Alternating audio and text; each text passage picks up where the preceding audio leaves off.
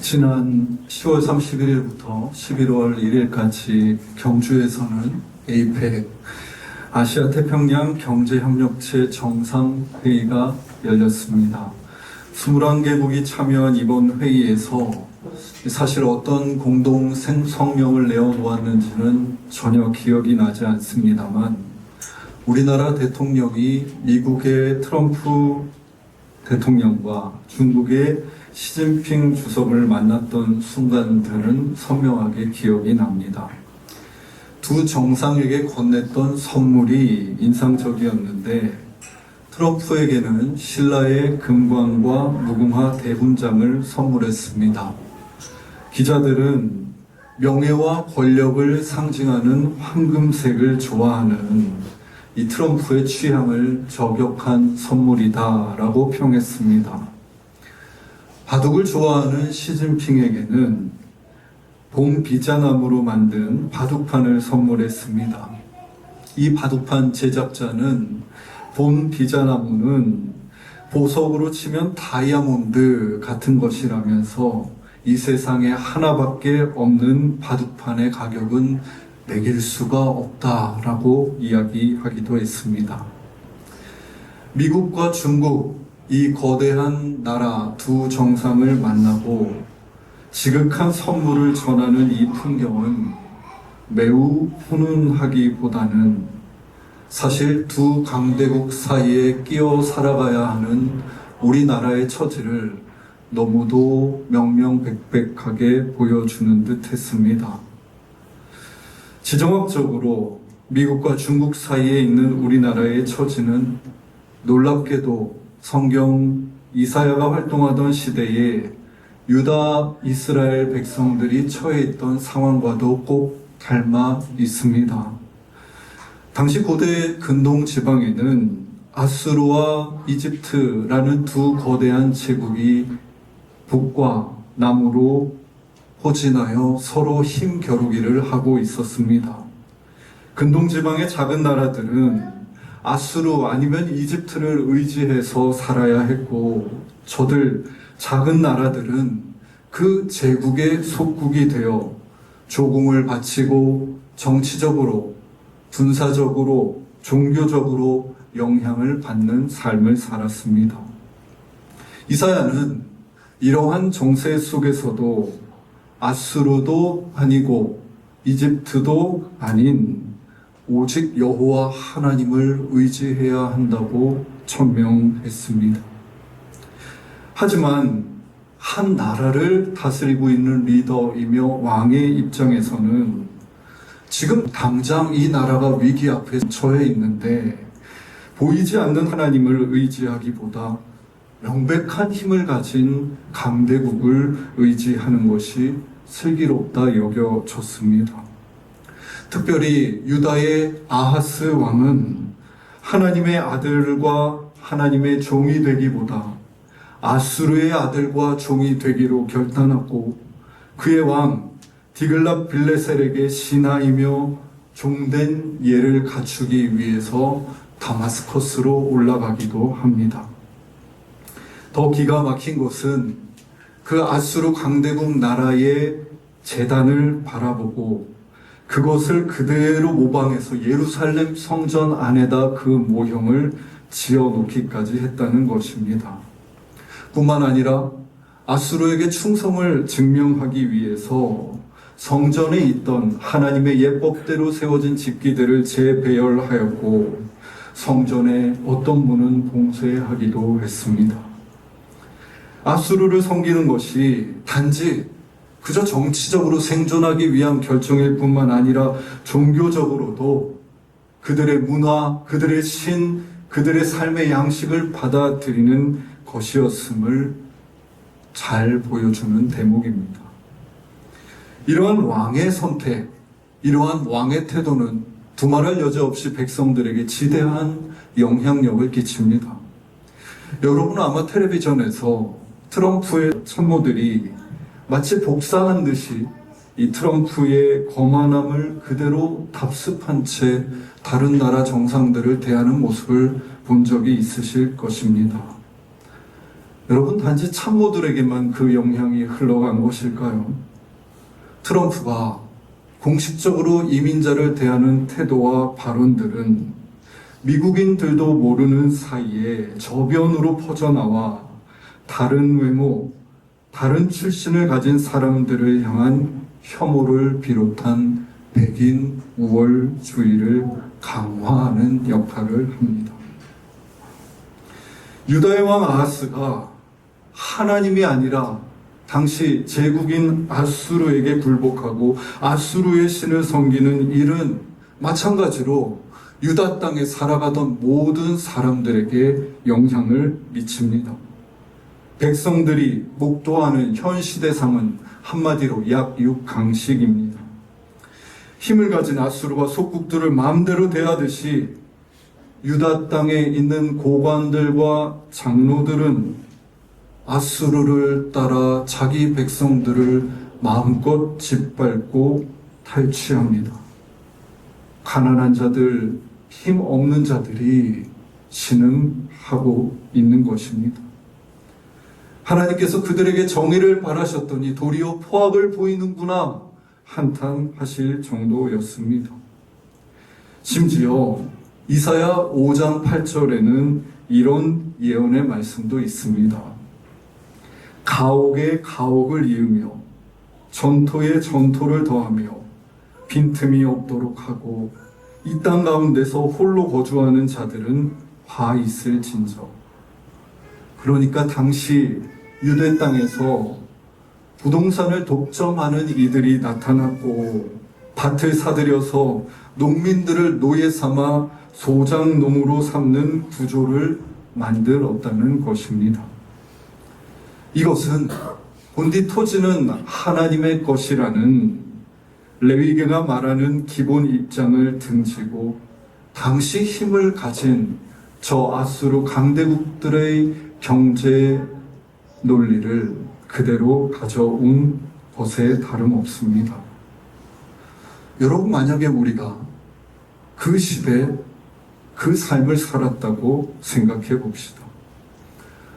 이런 사회적 분위기 속에서 자라는 초등학생들은 누가 가르쳐 주지 않아도 든든한 부동산을 가지는 것이 내 삶을 지탱해 줄 것이라고 생각했을 것입니다.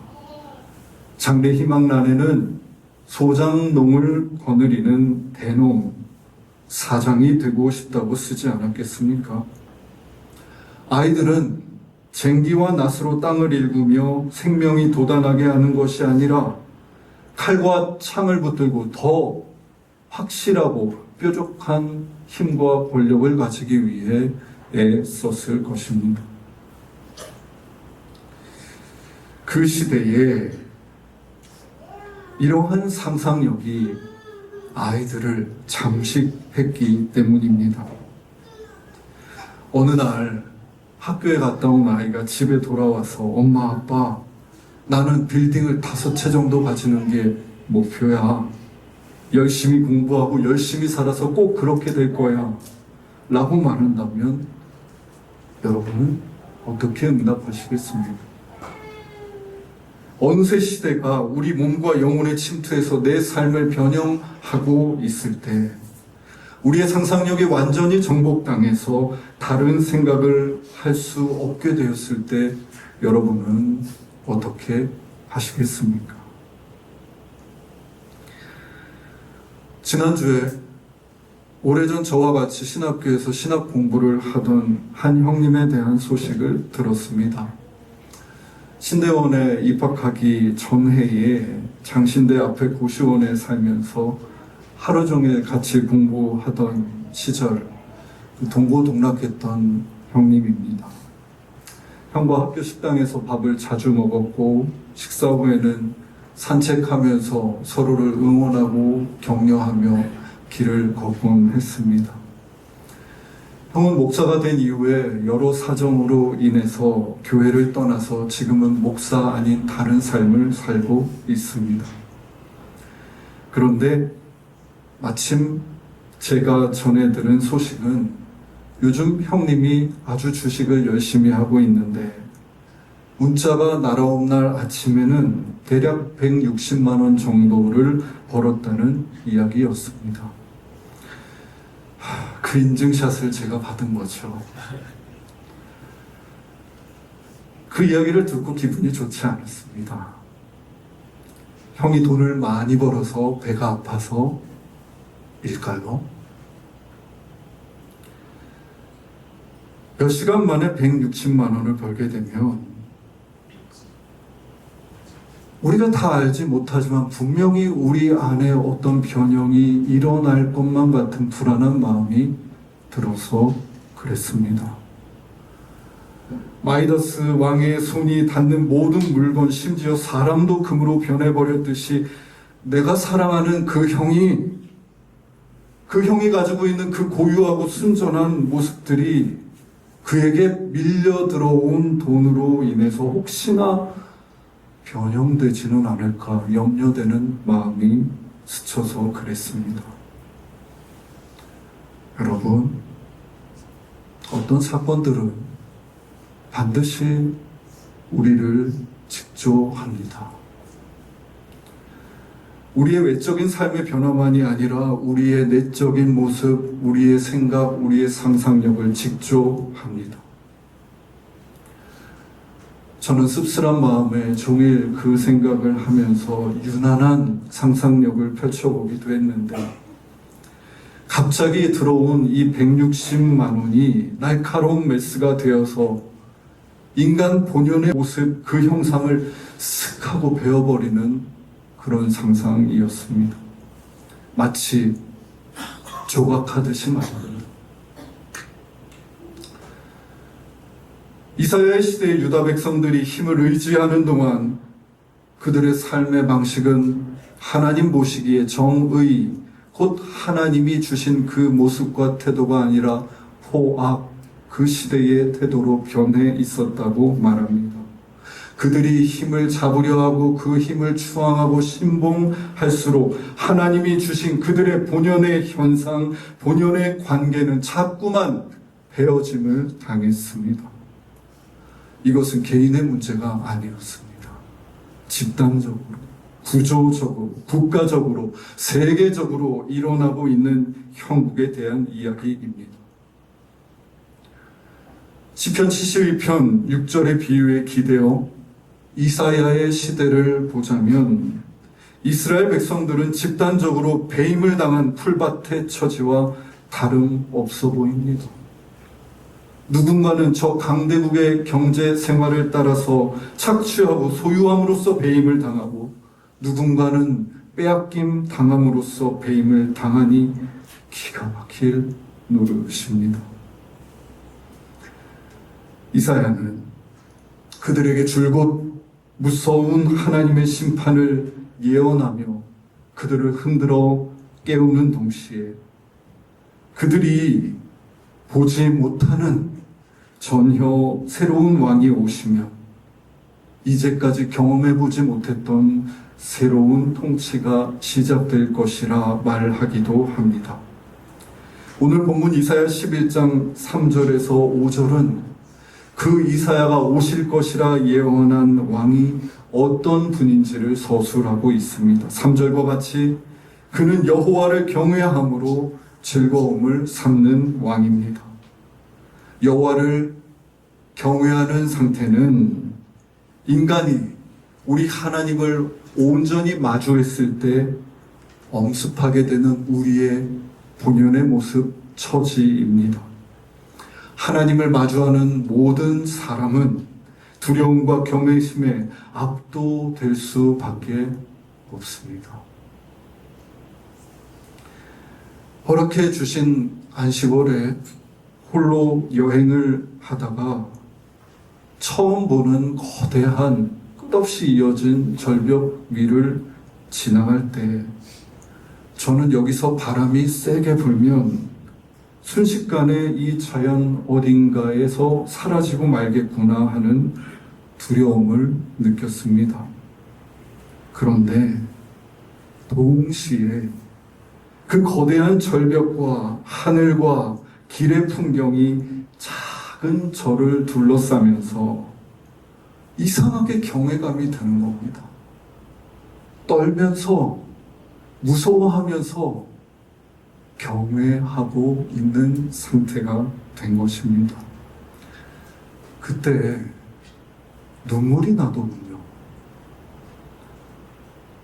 그 순간 저는 자연을 정복하겠다거나 혹은 제가 가진 근심과 염려에 사로잡힌 채 그저 무심히 길을 걷고 있지도 않았고 자연에 압도되어 자연의 일부가 된 것 같이 느껴졌는데 그때 현상 중 하나가 눈물이라는 것을 알게 되었습니다. 저는 이런 현상을 기도할 때도 경험한 적이 있습니다.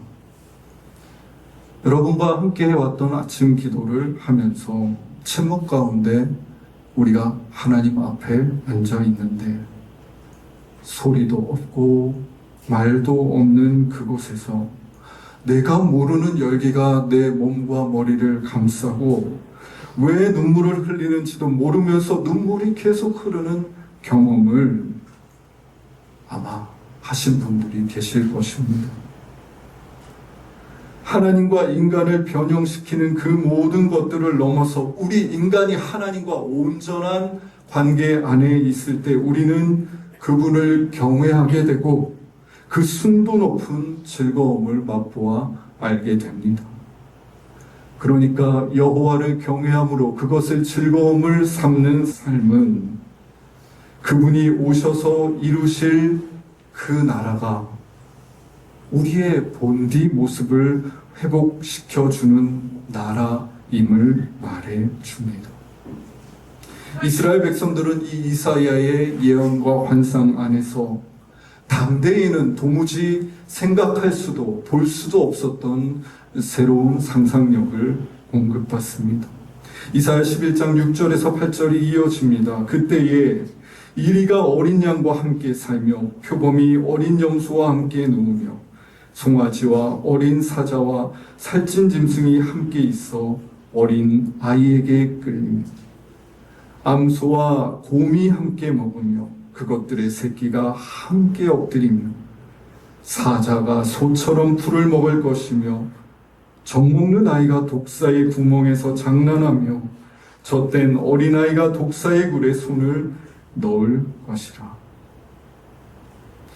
강대국인 아시리아 그리고 이집트 사이에 끼인 유다 백성들이 도무지 경험해 보지 못했던 통치, 꿈꿀 수 없었던 풍경이 이사야의 예언을 통해서 그들에게 도착하고 있는 것입니다.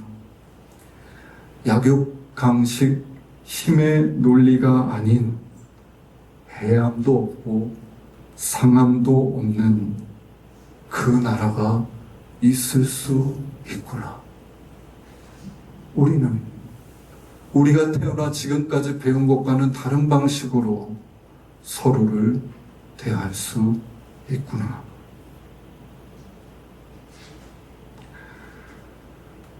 이사야가 보여주는 환상은 이새의 뿌리에서 난 작은 줄기처럼 여리게 보일 수 있습니다만 그 싹은 가지가 나고 결실하여 무성하게 자랄 것이며 마침내 우리 눈 앞에 도래하게 될 것입니다. 세례 요한 역시 이러한 맥락에서 천국이 지금 가까이 왔으니 그 나라가 도래하고 있으니 어서 회개하라고 백성들에게 외칩니다. 그것은 잘못된 것 어서 뉘우치고 돌아오라는 의미를 넘어서 당신 삶의 방향을 근본적으로 바꾸라라는 요청입니다.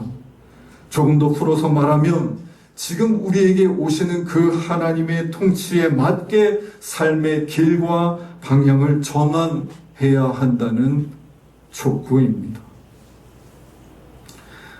헤롯이 다스리던 그 도시에 살던 백성들은 광야에서 외치는 이 세례 요한의 목소리를 듣고 삶을 돌이킵니다.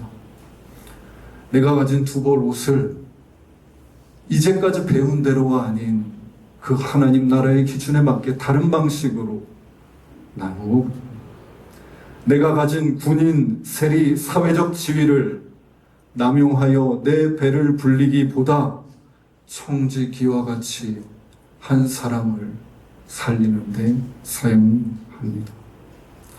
그들은 그렇게 순전한 본연의 모습으로 사물과 자기에게 주어진 직위와 소유와 삶의 모든 자리를 새롭게 일구어 갑니다.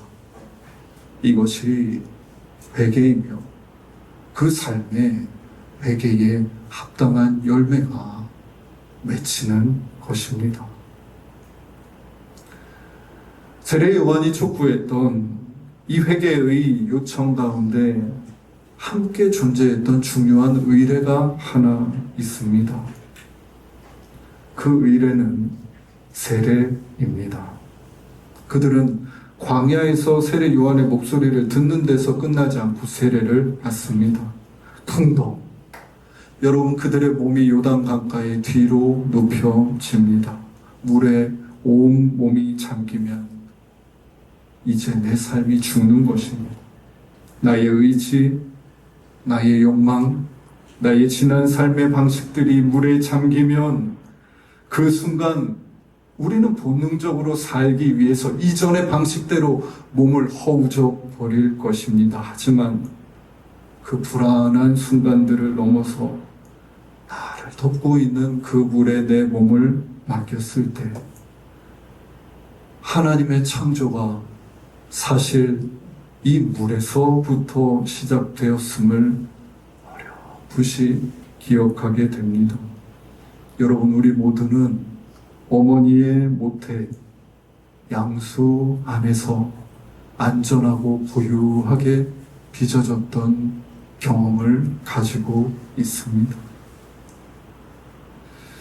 그 물에 의해서 이전에 내가 죽습니다만 그로부터 다시금 온전히 빚음 받을 수 있음을 알아차렸을 때 우리는 물에서 일으킴을 받습니다.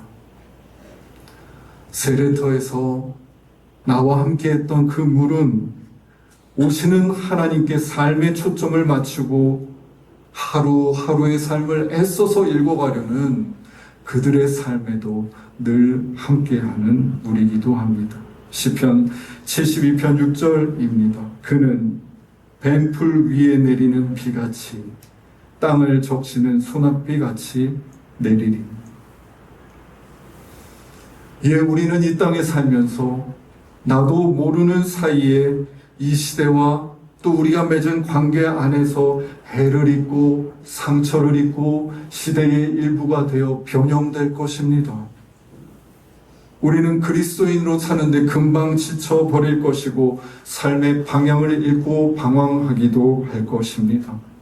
우리는 칼과 창이 되어 서로를 찌르며 살아남으려 하고 양이 되기보다 사자가 되려 하고 염소보다 이리가 되기 위해 분주하게 움직일지도 모릅니다. 그렇게 오늘도 열심인 우리 삶에 저 여름에 내리는 소낙비처럼 비가 내리는 것입니다. 내가 상처 입은 채 피 흘리며 살고 있는 줄도 모르는 풀 같은 우리의 삶 위에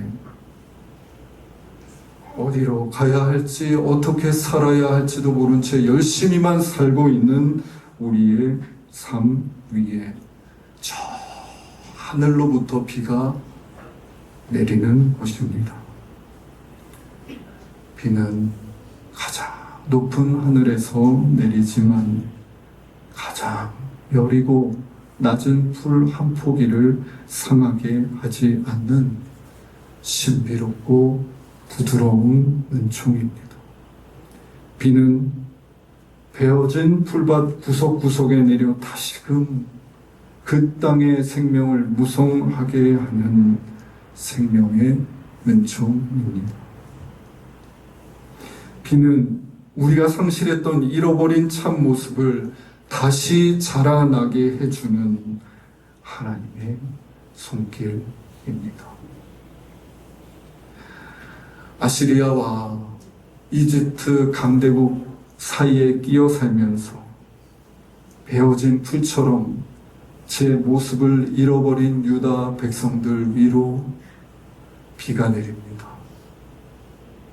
광야에서 외치는 소리를 듣고 삶을 이전과는 달리 다시 한번 일으켜보고 싶다고 고백하며 애쓰는 사람들의 하루하루에 비가 내립니다. 그리고 오늘 이 땅에서 이새의 줄기에서 난 싹이신 예수 그리스도가 간절히 필요하다고 고백하며 그를 기다리는 사람들에게 비가 내립니다. 그 비를 맞고 내 본연의 모습을 되찾고 그 비를 맞고 다시 무성해지는 것이 신앙 생활이고 오시는 예수님을 기다리는 자에게 주님께서 주시는 복이며 은총입니다. 하나님이 사랑하시는 숫가족 여러분, 대림절 둘째 주일 이사야의 11장 환상과 세례 요한의 외치는 목소리가 우리 귓가에 쟁쟁하게 들립니다. 우리의 눈길과 귀를 여기에 활짝 열고 내리는 비에 나를 내어 맡겨 봅시다. 바다를 덮고도 남는 그 물로 우리를 덮고 성령으로 세례를 주시는 그분의 영이 우리 위에 내리고 우리를 마음껏 채우시고 살아나게 하시도록 우리를 그분께 내어 맡겨 봅시다. 여름비가 내린 뒤 무성해지는 풀밭처럼 우리의 삶과 영혼은 그 높은 곳에서 내리는 빗줄기로 인해서 다시 살아날 것이며 이 땅에서 보지 못했던 저 하나님 나라에 한 걸음 가까워지게 될 것입니다. 기도드리겠습니다. 대림절 둘째 주일 베어진 풀에 비로 내리는 당신의 은총을 바라봅니다. 사실 너무 분주하고 바쁘게 사느라 눈앞에 있는 많은 일들을 해치우며 사느라 오시는 주님을 기다릴 여유도 없이, 아니 사실 기다릴 필요도 없이 모든 것을 내 뜻대로 내 의지대로 행하며 살았던 시간들을 잠시 멈춥니다. 주님, 혹시 내가 상처 입은 채 피 흘리고 있는데 베어진 풀과 같은 처지인데 그것도 모르고 열심히만 살고 있는 건 아닌지 돌아봅니다. 주님, 우리가 알아차리게 해주십시오. 이 시대의 논리와 이 시대의 모습 가운데 잃어버리고 베어져 버린 상처 입은 내 모습을 알아차리게 하여 주십시오. 그리고 오시는 주님께서 회복해 주실 본연의 내 모습을 기대하고 기다리게 해 주십시오. 성령님, 당신을 부르며 갈망하던 이 땅의 모든 그리스도인들에게 뱀풀 위에 내리는 비처럼 땅을 적시는 소낙비처럼 내려 주십시오. 예수님의 이름으로 기도드립니다. 아멘.